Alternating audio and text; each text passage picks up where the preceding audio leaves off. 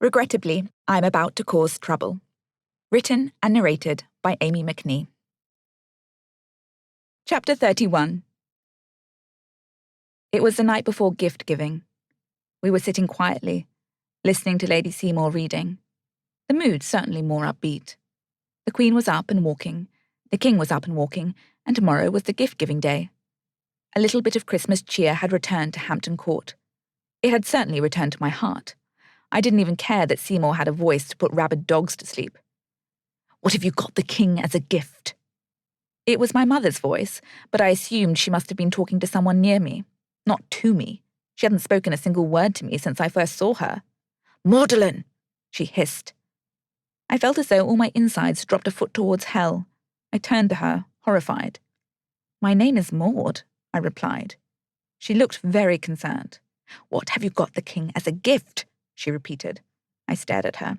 "I only ask because I am worried you have forgotten that you must give the King a gift, and it will be very bad for you if you have forgotten." "I have already organised my present for the King. He is very excited about receiving it." I was trying to keep my voice measured. I wondered if she cared for my well-being, or if she cared that I might embarrass myself.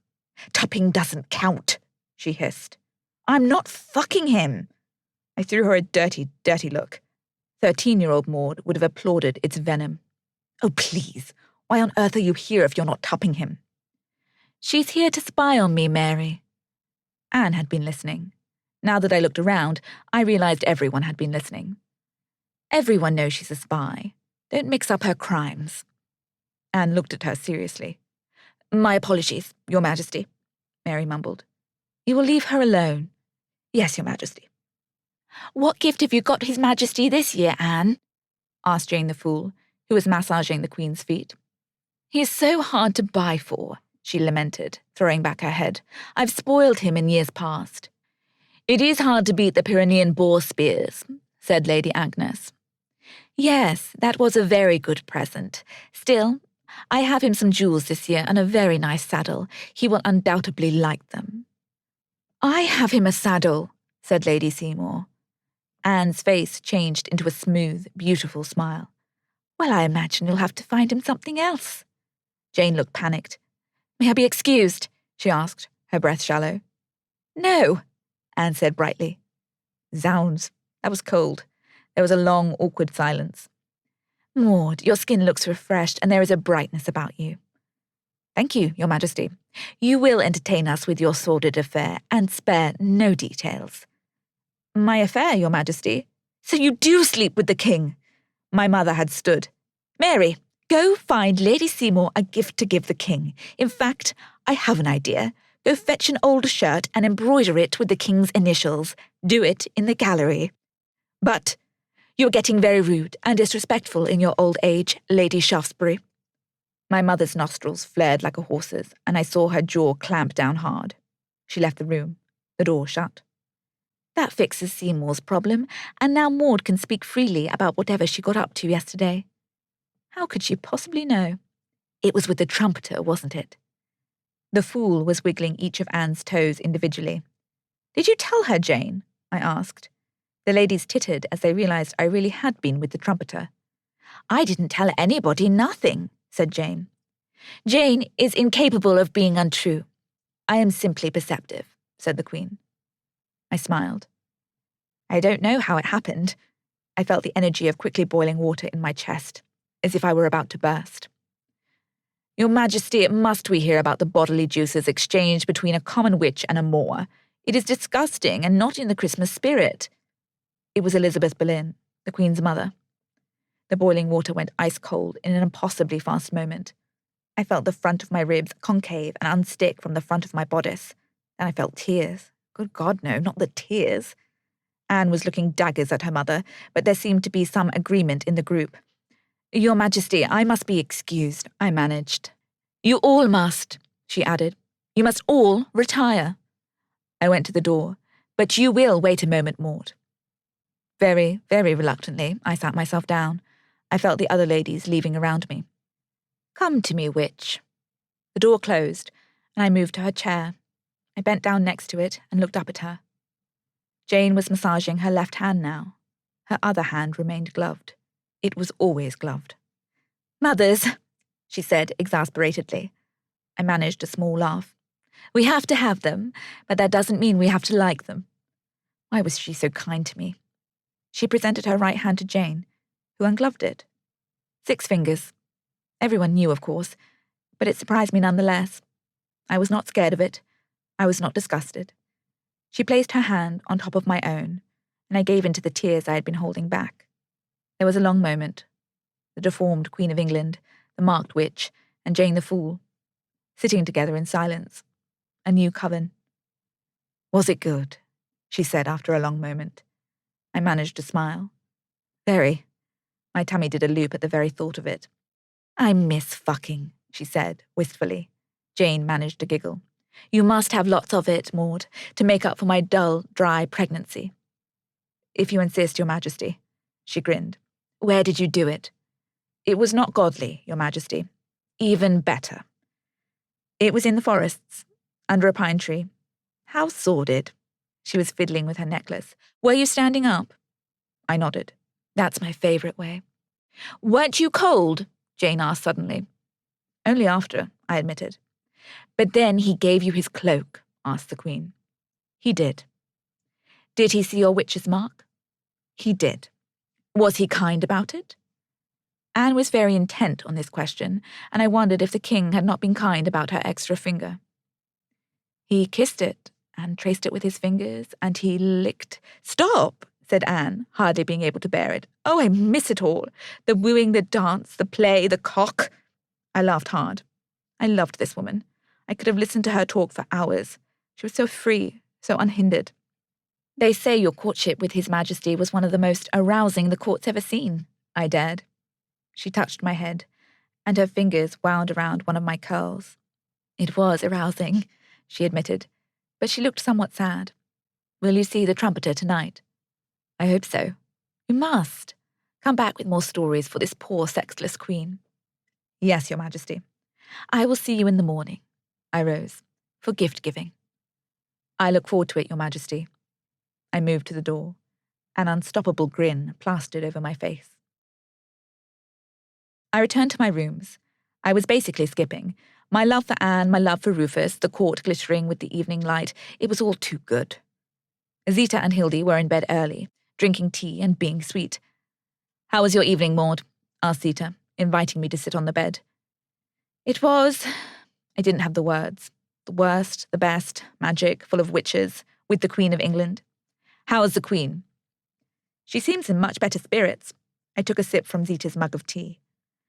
You're in very good spirits too, said Hildy, pinching my side friendlily. I like the Queen a lot. I like her company, I shrugged. Where's Rufus? I tried so hard to make the sentence seem normal, but my voice went high at the mention of his name, and it felt awkward on my tongue. They knew. How do they know? Did they know? Surely not. He's in your room, they said together. Very well, I said. I shouldn't leave right away. I took a few beats. I'm going to bed. Oh my God, it happened, squealed Hildy loudly. I told you it would happen at court, said Zita. You owe me coin, Hildy. Shh! I span around, getting tangled in the blanket, staring at them violently from the end of their bed. Was it just a kiss, or did you top? Asked Zita, genuinely curious. Be quiet! I saw the witch's eyes move from me to my bedroom door. I turned slowly to see Rufus leaning against the wall. He had no top on. His smooth, lean, fairy body was just out there for everyone to see. We tubbed, he said casually, with the tiniest of smiles. We are so happy. Was it good? Asked Zita. I'm not telling you, I exclaimed, outraged. You're my aunt. It was very good, Rufus said. I turned to him again. My heart was in my mouth. He was looking at me. Of course it was good. Where did it happen? Asked Hildy. It's none of your business. I was trying to be angry, but I was smiling. It's about to happen next door. He grabbed me around my waist and lifted me off the ground. Rufus! The witches were giggling. I didn't know if I was aroused, embarrassed, or angry. I hope you both sleep deeply, he said, smiling widely, before shutting the door behind me and putting me down. I opened the door and poked my head around. We're not going to do it, I assured them. They were whispering together. Doesn't bother us, Maude, said Zita brightly, and they giggled again. Good night. I shut the door and turned around. Rufus pushed me up against the door and it made a loud thud. His mouth was on mine before I could protest. And as the minutes went by and his hands wandered, I decided I didn't give a fuck what the witches heard or did or thought. I only cared about Rufus.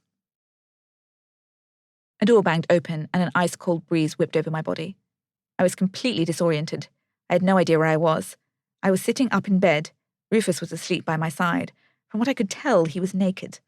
Standing at the foot of my bed was my mother. My mother was in our rooms, but I wasn't at Sherburn. No, I was at court. I could hear Hildy and Zita talking urgently in the other room. "The Queen is in labour," my mother declared. I jumped out of bed. I was naked. My mark was there, visible for all of us to see in this moment. I saw my mother glance at it, then at the still fast asleep Rufus. Hildy burst into the room. "Quickly, Maude, get changed, we must hurry." My insides were shivering, like my heart and stomach were cold. I put on my clothes and cloak. "Hurry," whispered my mother. "We're coming, Mary," Hildy said incredibly sternly. Boots on, carrying Hildy's wares, we three witches and my mother ran across the courtyards. The rain glittered in the moonlight, and I was scared.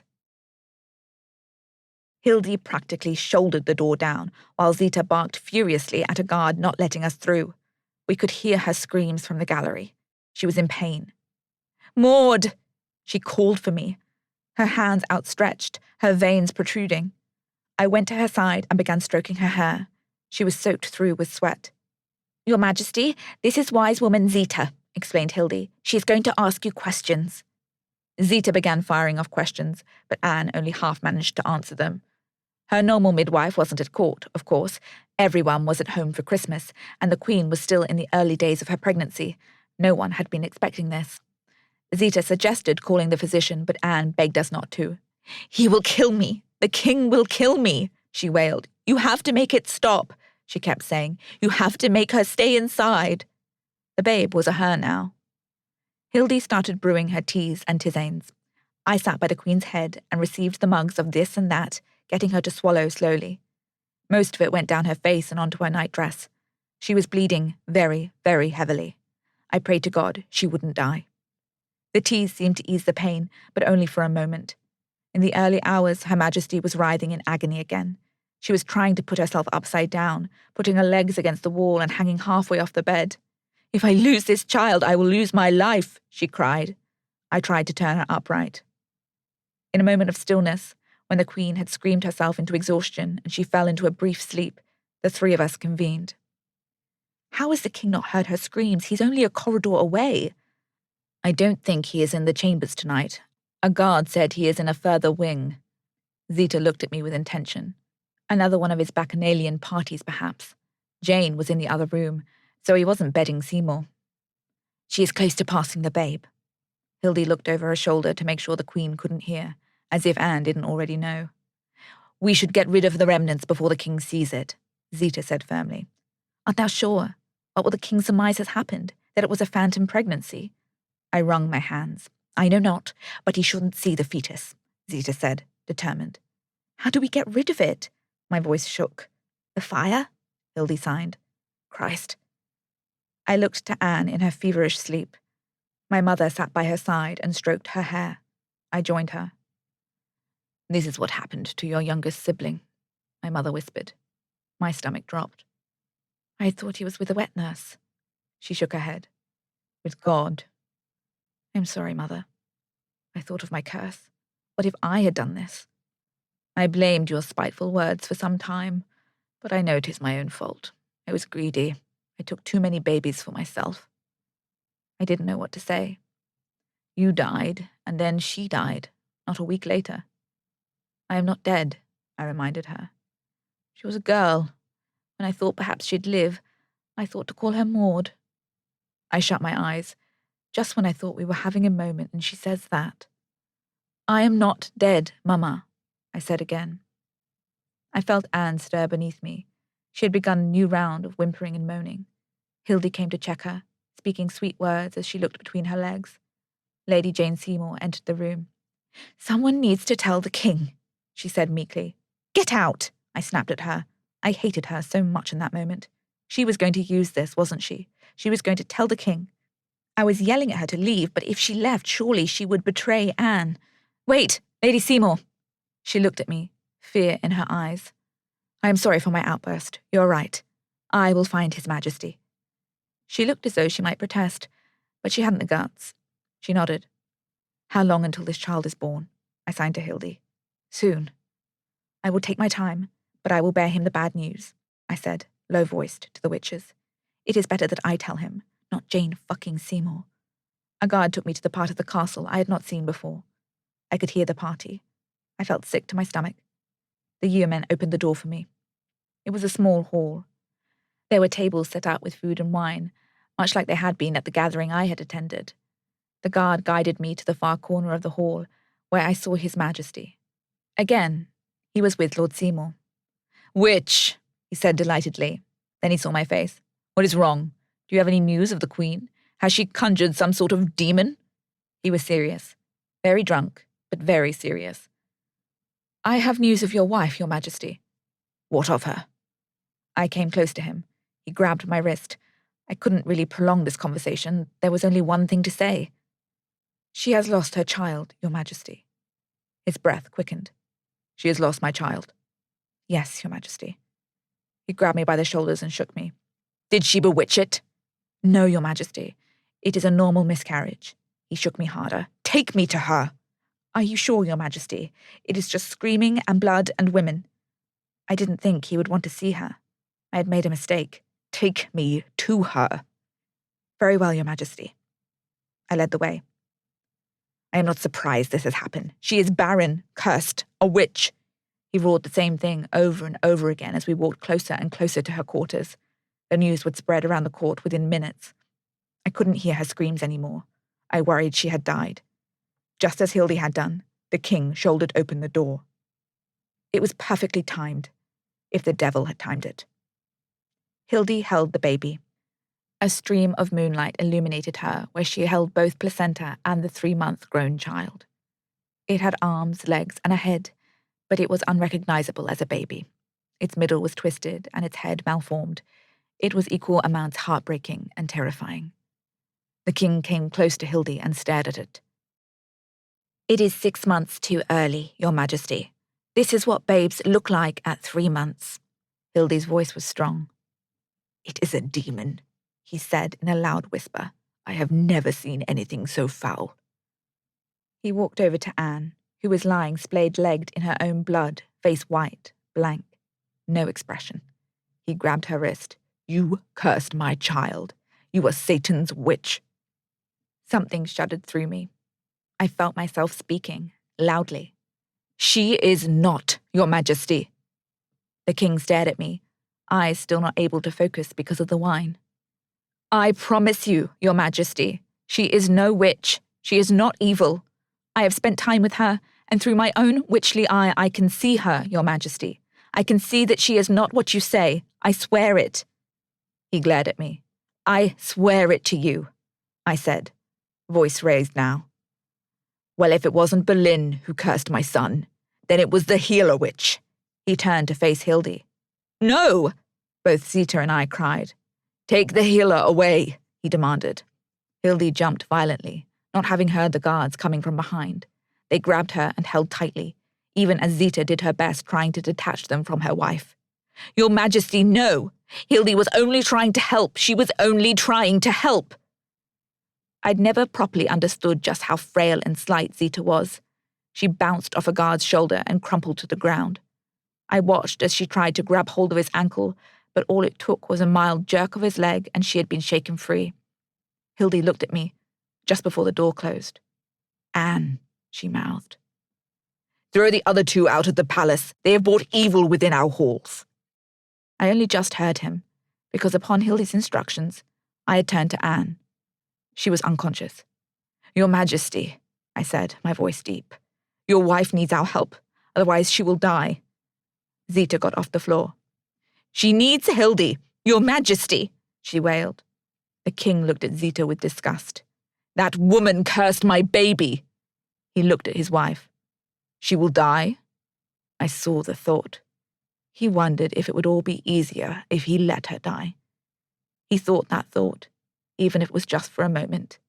But then a semblance of humanity returned to his eyes. Fix her, Maude, he spat. Take that one out of here, he pointed to Zita. The king left, posting 4 different guards in the room as he did. I tried to close the bed curtains to give her privacy, but they wouldn't let me. They thought I'd curse her more, perhaps.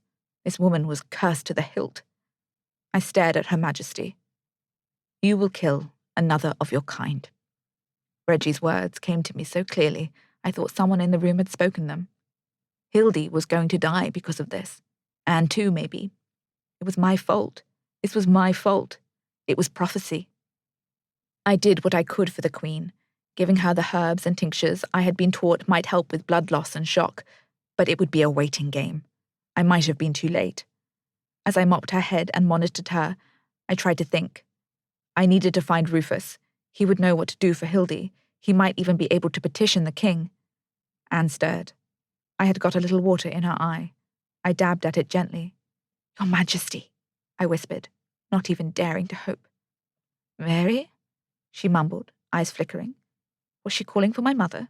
We hardly looked alike. Her eyes opened and she turned towards me. I let out a measured exhalation. Thank Christ. She was staring at me, trying to figure out who I was. The witch, she whispered. My baby.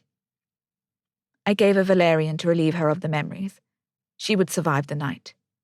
Is she alive? Asked the burliest of the guards. She will survive the night. Then you must leave her. Come. He approached as though to grab me. I will come on my own.